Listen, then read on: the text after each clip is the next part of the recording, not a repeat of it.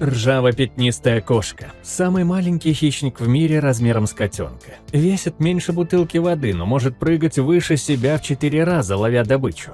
Невероятно свирепая. Живет в лесах Индии и Шри-Ланки. Из-за вырубки лесов в природе осталось меньше 10 тысяч особей.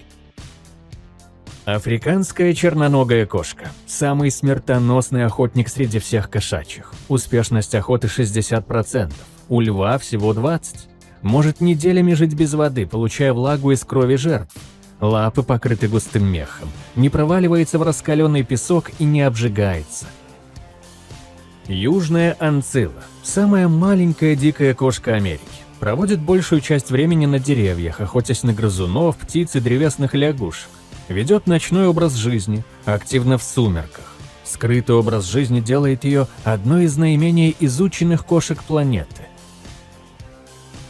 Азиатская леопардовая кошка. Самая распространенная дикая кошка Азии. Название получила за пятнистый окрас, напоминающий леопарда в миниатюре. Отличный пловец и рыболов. Ловит рыбу лапой, как медведь. Одомашнена и скрещена с домашними кошками. Так появилась порода бенгальская кошка. Манул. Один из самых древних видов кошачьих. Появился 12 миллионов лет назад. Самый пушистый кот в мире, в 10 раз пушистее домашние кошки. Интернет-звезда благодаря выразительной недовольной морде. Самая медленная кошка, не может быстро бегать из-за коротких лап. Барханная кошка живет в самых жарких пустынях. Лапы покрыты густым мехом, как снегоступы. Не проваливается в песок и не обжигается. Роет глубокие норы, где прячется от жары днем. Может убить ядовитую гадюку одним точным ударом лапы по голове. Огромные уши помогают услышать грызунов под песком. Африканская дикая кошка. Прямой предок всех современных домашних кошек, но крупнее и длинноногие. Одомашнена около 10 тысяч лет назад в Древнем Египте. Египтяне почитали ее как священное животное, мумифицировали после смерти. Часто живет рядом с деревнями, ловя мышей в амбарах. Так началось одомашнивание. Европейская дикая кошка живет в лесах Европы, от Шотландии до Кавказа. Охотится на грызунов, кроликов, птиц, иногда на молодых косуль. В средние века почти истреблена в Центральной Европе из-за охоты. Известна своей агрессивностью. Невозможно приручить даже котят. Пампасская кошка живет в пампасах, в степях Южной Америки. В прошлом на нее охотились ради меха. Торговля шкурами прекратилась 40 лет назад. Охотится на грызунов, морские свинки, вискаши, а также на птиц и рептилий. Способна подпрыгнуть на высоту в 4 раза превышающую собственный рост. Ягуарунди – самая необычная кошка Америки. Вытянутое тело на коротких лапах, маленькая голова, больше напоминает куницу или выдру. Издает необычные звуки, похожие на чириканье птиц. Отличный пловец и любит воду. Охотится у водоемов на рыбу, лягушек, рептилий, птиц и грызунов. Рыбья кошка очень агрессивная и бесстрашная, может напасть даже на собаку. Обитает в Азии исключительно возле водоемов. Ловит рыбу лапой из воды, как медведь. Также охотится на лягушек, раков, водяных змей, птиц и грызунов. Лапы с перепонками между пальцами делают из нее отличного пловца. Каракал – лучший прыгун среди кошачьих. Прыгает выше себя в 7 раз. Ловит птиц на лету, может поймать несколько голубей за один прыжок. Разгоняется почти до скорости гепарда на короткой дистанции. Охотится даже на молодых антилоп. Кисточки на ушах – не украшения, а антенны для улавливания звуков.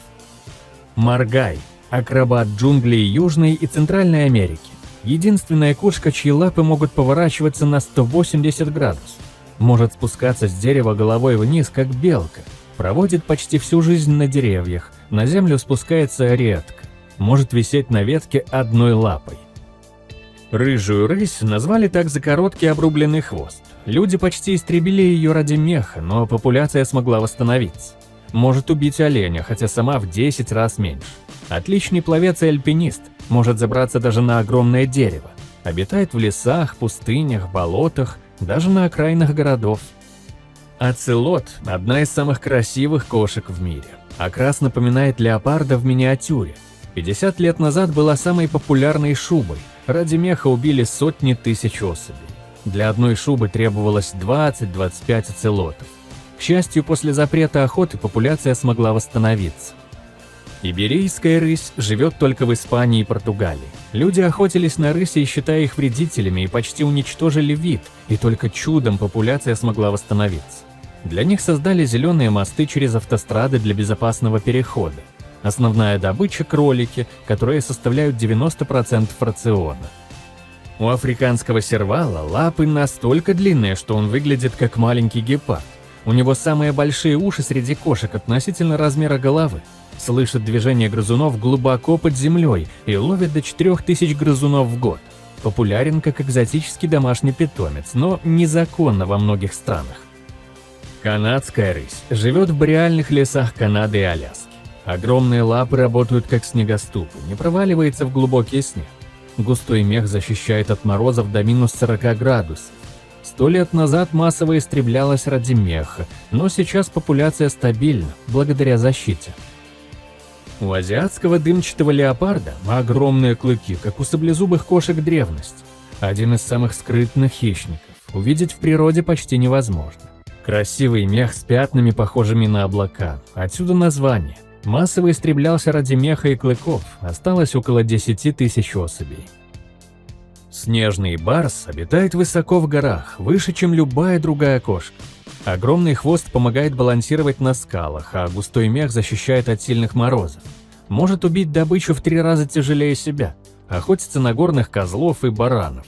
Не умеет рычать, только мурлыкает и мяукает. Обыкновенная рысь, крупнейшая рысь в мире, живет в лесах от Западной Европы до Монголии и Китая. Длинные черные кисточки на ушах помогают улавливать звуки и служат антеннами. Может в одиночку убить огромного оленя. В средние века почти истреблена в Западной Европе, но запрет на охоту спас вид от вымирания. Пума – крупнейшая кошка, которая мурлычет и не рычит, живет в горах, лесах, пустынях, джунглях, от Канады до Патагонии. Имеет больше 40 названий, больше, чем у любого другого животного. Мощные задние лапы делают ее одним из лучших прыгунов. Может затащить тушу убитого оленя на дерево. Ягуар – крупнейший хищник Америки. У него самый сильный укус среди всех кошачьих относительно размера. Может прокусить череп крокодила и панцирь черепахи. Может затащить огромную корову на дерево. Часто охотится на крокодилов и анаконд. Черные пантеры – не отдельный вид, а цветовая вариация ягуара. Флоридская пантера – подвид пумы, обитающий только во Флориде. Один из самых редких млекопитающих в мире. В 70-х годах едва не вымерли, но программа спасения сработала. Популяция выросла с 30 до 230 особей. Главная угроза – это автомобили. Десятки пантер погибают на дорогах каждый год. Переднеазиатский леопард массово истреблялся в 20 веке. К 70-м годам осталось меньше 1000 особей. Природоохранные программы дают надежду на восстановление вида. Охотятся на горных козлов, баранов, оленей и кабанов в труднодоступных горах. Густой длинный мех защищает от горных морозов. Африканский леопард – самая адаптивная кошка на планете. Живет везде – в пустынях, саваннах, джунглях, горах, даже в городах. Самая сильная кошка относительно размера. Охотится на все, от жуков до молодых жираф. Прячет тяжелую добычу на деревьях от львов и гиен. Суматранский тигр – самый маленький и самый темный подвид тигра. Меньший размер, адаптация к жизни в густых джунглях. Массовая вырубка лесов Суматры для пальмовых плантаций уничтожила среду обитания. Браконьеры убивают тигров ради костей и органов. Без срочных мер может исчезнуть в ближайшие годы. Гепард – самое быстрое наземное животное на планете. Ловит шустрых антилоп и газелей, разгоняется быстрее спортивного автомобиля. После погони отдыхает полчаса из-за перегрева тела. Львы и гиены часто отбирают добычу. Деятельность людей сократила популяцию гепардов со 100 тысяч до 7 тысяч за 100 лет. Дальневосточный леопард – самая редкая крупная кошка на планете. Живет только на Дальнем Востоке и в Китае. Главные угрозы – браконьерство, вырубка лесов, лесные пожары. 30 лет назад почти вымер. Сейчас каждая особь на счету в национальном парке «Земля леопарда». Охотится на косуль, пятнистых оленей, кабанов, зайцев. Малайский тигр обитает в тропических дождевых лесах Малайзии. Охотится на оленей, кабанов, тапиров и даже медведей. Каждый год погибают десятки тигров в ловушках браконьеров, а вырубка тропических лесов для плантаций пальмового масла уничтожила среду обитания. Угроза полного вымирания нуждается в срочной защите. Южно-китайский тигр – самый древний подвид, предок всех современных тигров. Мао Цзэдун объявил их вредителями в 50-х годах. Крестьянам платили за каждого убитого тигра. Из-за этого он полностью вымер в дикой природе. Осталось только около 150 особей в китайских зоопарках. Балийский тигр жил только на острове Бали и в Индонезии. Балийцы относились к тигру с почтением, называли духом леса. Однако европейцы считали тигров опасными вредителями и за 100 лет полностью истребили этот вид. В 1937 году была застрелена последняя самка. Сохранилось только 3 шкуры в музеях мира. Индокитайский тигр раньше жил во многих странах Юго-Восточной Азии. Войны во Вьетнаме, Камбодже и Лаосе уничтожили леса напалмом и бомбами. Браконьеры продают кости в Китай для традиционной медицины.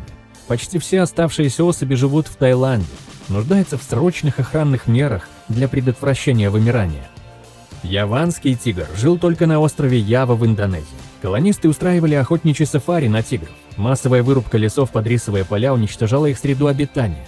Яванцы считали тигров священными, но были бессильны их защищать.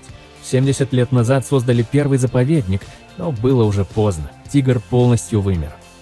Бенгальский тигр – самый многочисленный и узнаваемый подвид тигра. Живет в Индии, Бангладеш, Непале, Бутане. Может убить добычу весом до 1 тонны, иногда даже нападает на слонов и носорогов. В Индии тигров почти истребили охотники, но своевременная защита и создание заповедников спасли вид. Каспийский тигр – один из крупнейших тигров в истории. Ареал от Каспийского моря до Западного Китая. В СССР массово отстреливали тигров как вредителей. Строительство железных дорог уничтожило тростниковые заросли. Осушение болот лишило тигров укрытий. В итоге 50 лет назад вид полностью вымер. Берберийский лев жил в горах Атласа в Северной Африке. Огромная темная грива покрывала не только шею, но и половину тела. Римляне ловили их для гладиаторских боев в Колизее. Затем европейские колонисты начали массовую охоту. Львов уничтожали для защиты скота. 100 лет назад последний лев умер в зоопарке. Амурский тигр – самая тяжелая и сильная кошка на планете. Живет на Дальнем Востоке России и в Китае. Охотится на кабанов, оленей, лосей, иногда даже на медведей. Густой мех защищает от морозов до минус 45 градусов. Окрас светлее, чем у других тигров, полосы реже. Азиатский лев. Последняя популяция львов за пределами Африки. Живет только в лесу Гир в штате Гуджарат, Индия. Меньше африканского льва, грива короче и реже. В древности обитал от Греции до Индии, но люди почти уничтожили азиатских львов. Индийский заповедник спас вид от полного вымирания. Капский лев жил на юге Африки в ЮАР, Намибии и Ботсване. Огромная темная грива была отличительной чертой. Местные племена почитали льва как духовное животное, но европейские поселенцы стали уничтожать львов для защиты скота и ради красивых грив. В итоге за 200 лет вид полностью вымер. Африканский лев – король зверей, самый культовый хищник планеты. Единственная социальная кошка, живет в прайдах по 20 особей. Прайд – несколько родственных самок, их детеныши 1-3 самца. Прайд может убить взрослого слона или носорога. Спят 20 часов в сутки, самые ленивые из больших кошек. Смилодон – отдельный род кошачьих, вымерший 10 тысяч лет назад. Тело мускулистое и массивное, ноги короткие, не бегун, а силач. Охотился на мамонтов, мастодонтов, лошадей, бизонов. Огромные и очень острые, как лезвие, клыки, но хрупкие, использовались для точных ударов. Американский лев. Крупнейшая кошка, когда-либо жившая в Америке. Жил на территории от Канады до Перу. Был на четверть крупнее современного африканского льва. Вымер вместе с 80% крупных млекопитающих Северной Америки из-за охоты первых людей и изменения климата. Пещерный лев – одна из самых больших кошек. Жил в Европе и Сибири. У самцов была очень маленькая грива из-за адаптации к холоду. Палеолитические художники рисовали этих хищников на стенах пещер. Древние люди боялись и уважали пещерных львов. Вымер из-за вымирания основной добычи и охоты первых людей. Мазбахский лев – самая большая и самая тяжелая кошка в истории, предок пещерного льва. Охотился на гипопотамов, носорогов, мамонтов, степных бизонов и пещерных медведей. Доминирующий хищник среднего плейстоцена, из-за которого вымерли многие другие предки диких кошек, не выдержав конкуренции с огромным львом.